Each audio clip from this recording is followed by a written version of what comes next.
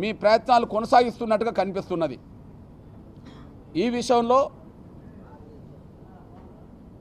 మీకు చంద్రబాబు నాయుడు గారికి, ప్రస్తుతం మాజీ ముఖ్యమంత్రిగా ఉండబడే మీకు, ప్రస్తుతం ముఖ్యమంత్రిగా ఉండబడే చంద్రబాబు నాయుడు గారికి ఎస్సీ వర్గీకరణ విషయంలో స్పష్టత ఆకాశానికి భూమికి మధ్యలో ఉన్నంత తేడా ఉన్నది. ఎస్సీ రిజర్వేషన్ల వర్గీకరణ విషయంలో స్పష్టత, కమిట్మెంటు, నిజాయితీ ఆకాశానికి భూమికి మధ్యలో ఉన్నంత తేడా కనిపిస్తున్నది. అది ముమ్మాటికి వాస్తవం. ఉదాహరణకు ఉమ్మడి ఆంధ్రప్రదేశ్లో మాదిగ రిజర్వేషన్ పోరాట సమితి ఉద్యమం మొదలుపెట్టిన తర్వాత 94లో మేము ఉద్యమం మొదలుపెట్టవచ్చు. 95 నాటికి ఎంఆర్పిఎస్ విస్తరించింది.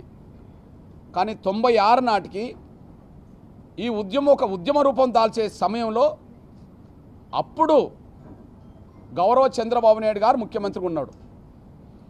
మేము ఉద్యమం మొదలుపెట్టినప్పుడు ముఖ్యమంత్రిగా లేడు.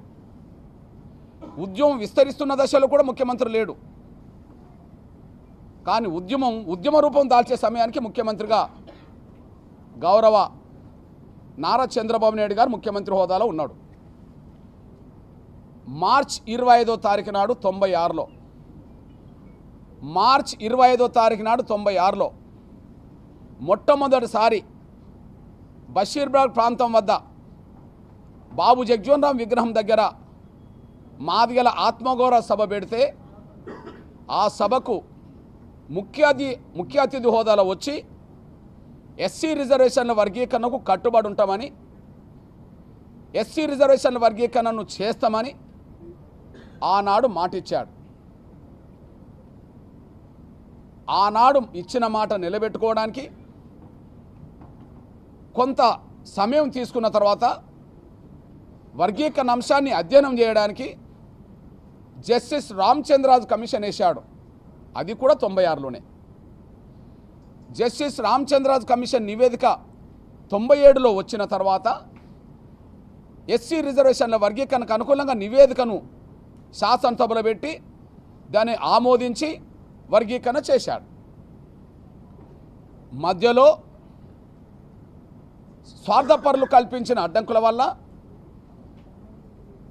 వర్గీకరణ అంశానికి వచ్చిన న్యాయపరమైన చిక్కుల వల్ల అది రాష్ట్రపతి వద్దకు వెళ్ళింది. మళ్ళీ రాష్ట్రపతి ఆమోదంతో 99లో రెండోసారి వర్గీకరణ చేశాడు. ఆనాడు కూడా ఉమ్మడి ఆంధ్రప్రదేశ్ ముఖ్యమంత్రిగా చంద్రబాబు నాయుడు గారు ఉన్నారు. ఆనాడు బీజేపీతో అలయన్స్లో ఉన్నారు. ఆనాడు కేంద్రంలో గౌరవ వాజ్పేయి ప్రభుత్వం ఉన్నది. అప్పుడు స్పీకర్గా సోదరులు బాలయ్య గారు ఉన్నారు. రాష్ట్రపతి దళితుడు కేఆర్ నారాయణ గారు. ఈ వర్గీకరణ అంశం అక్కడికి వెళితే కేఆర్ నారాయణ గారు రాష్ట్రపతి హోదాలో వర్గీకరణ సమర్థించాడు. ఆ సమర్థించిన వర్గీకరణ వల్ల గౌరవ చంద్రబాబు నాయుడు గారు 2000 సంవత్సరంలో మళ్ళా వర్గీకరణ చట్టం తీసుకొచ్చాడు. ఆ చట్టాన్ని కూడా మళ్ళా కాంగ్రెస్ ప్రభుత్వం వచ్చినాక సుప్రీంకోర్టులో 5 జడ్జీలు సాంకేతికంగా రాష్ట్రాలకు అధికారం లేదని చెప్పి రద్దు చేస్తే తిరిగి నిలబెట్టడం కోసం జరిగిన పోరాటంలో మళ్ళా 20 ఏళ్ళు నిలబడ్డాం. అందులో భాగంగా మళ్ళీ 2024 ఆగస్టు 1వ తారీఖు నాడు గౌరవ చీఫ్ జస్టిస్ చంద్రచూడ్ గారి ఆధ్వర్యంలో 7 జడ్జీలతో కూడిన రాజ్యాంగ విస్తృత ధర్మాసనం ఎస్సీ వర్గీకరణ కరెక్టే, గతంలో ఆంధ్రప్రదేశ్ ప్రభుత్వం తీసుకొచ్చిన వర్గీకరణ చట్టం కరెక్టే, దాన్ని ఖచ్చితంగా పునరుద్ధరించాలని చెప్పి మళ్ళీ 7 జడ్జీలతో కూడిన రాజ్యాంగ ధర్మాసనం తీర్పు చెప్పింది.